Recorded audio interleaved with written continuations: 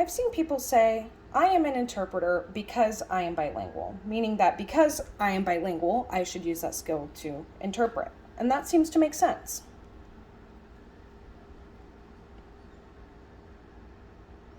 But then, that second statement, it's a very interesting statement. I am bilingual because I am an interpreter. Is that true? That's an interesting kind of assumption to make, that because I am an interpreter, I am bilingual. And I want to discuss that a little bit more.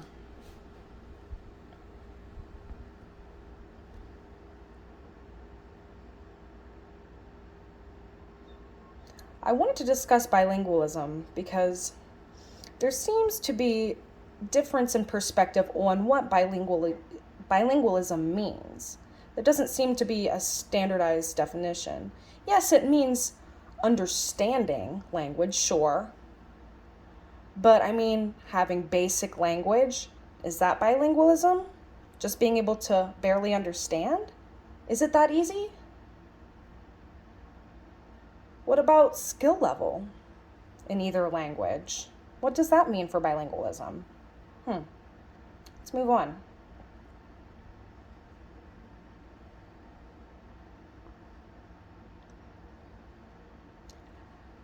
I've taken a close look at language ability versus language use. Linguistic ability can refer to the ability to read and comprehend.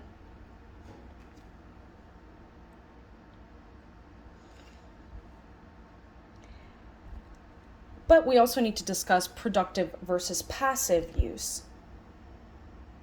Like for me, I'm very comfortable in ASL. I can use both English and ASL. In our world, as deaf people, we often sign and then read and write English. Same concept goes for interpreters. They can sign and speak, right? I mean, that's the idea.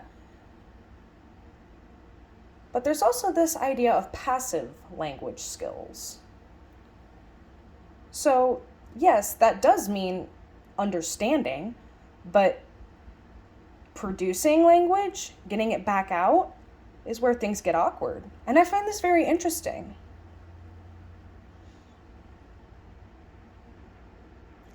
Our experience as deaf people using interpreters is that often interpreters don't understand us.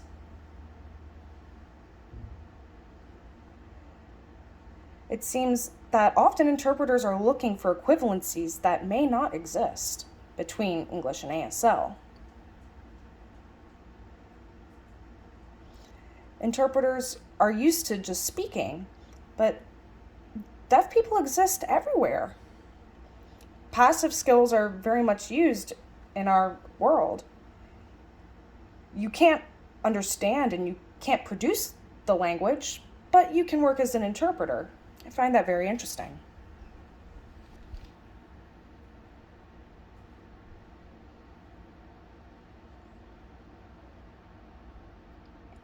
So when it comes to individual bilingualism, you can incorporate these two worlds into yourself. Say that you use one language to communicate with your parents, your school, your colleagues. But what about out in society?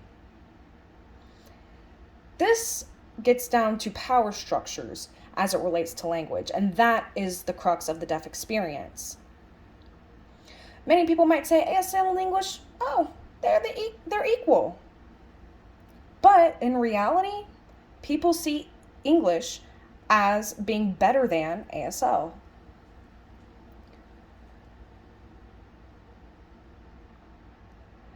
And there's also this overexertion that's happening when we're trying to get messages through interpreters. And as well as just the perspective, how you see deaf versus hearing people.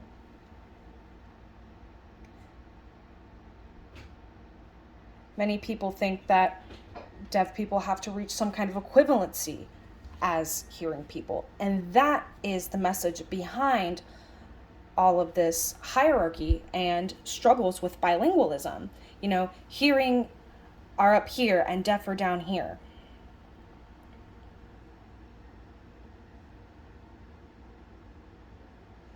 So it's really so much more about how our experiences, our language is all incorporated into our daily lives.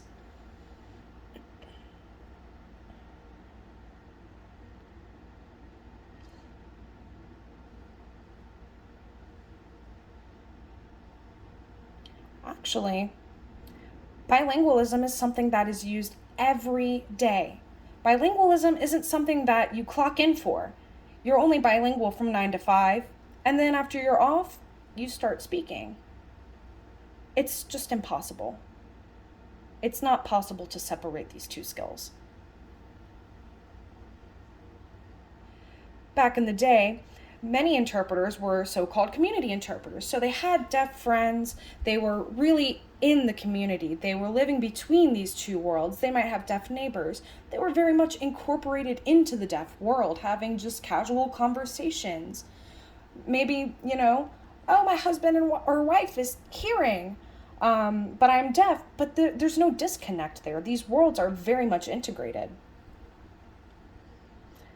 But now that we've exploded this need for interpreters, we've turned it into a 9 to 5 bilingualism gig.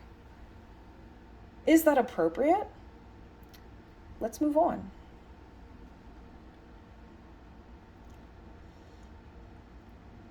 First, I want to talk about level of proficiency. This is something I've studied a lot. That we treat language skills as a sort of machine. There's kind of not having any skills, and then there's being highly skilled. And then there's being highly fluent in literacy skills in English. There's this expectation that interpreters will have awesome proficiency, but really, they don't. It's often just not enough. And they try to increase their skills. And maybe there isn't enough contact between the deaf and interpreting communities, maybe as a result of using VRI so often.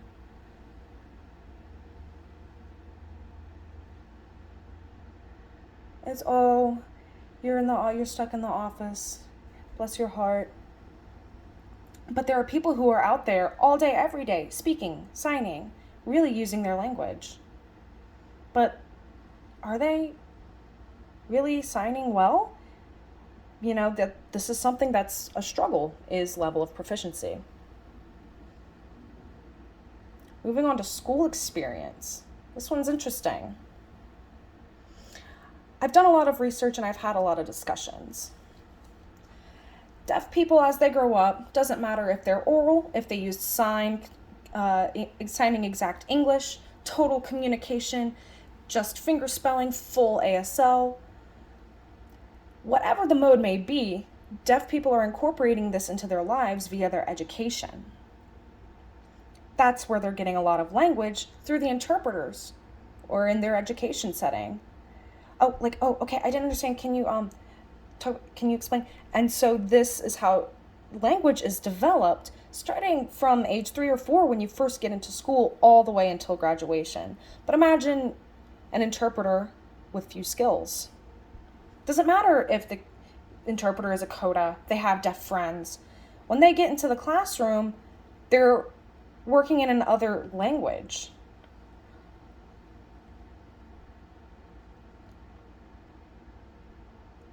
So that when they're passing this information along and then a deaf student takes this information and they try to explain it, it seems that they maybe didn't understand. Say, for example, they go into a deaf school and it seems that they've missed something. In a deaf school, the language access is there and that's incorporated into our daily experience. That's where we get everything. Like using an interpreter in class is so much more difficult. Used to, it would be very much more one-on-one kind of, oh, finger spell this. Oh, wait, here and explaining every single piece. There's some conflict here.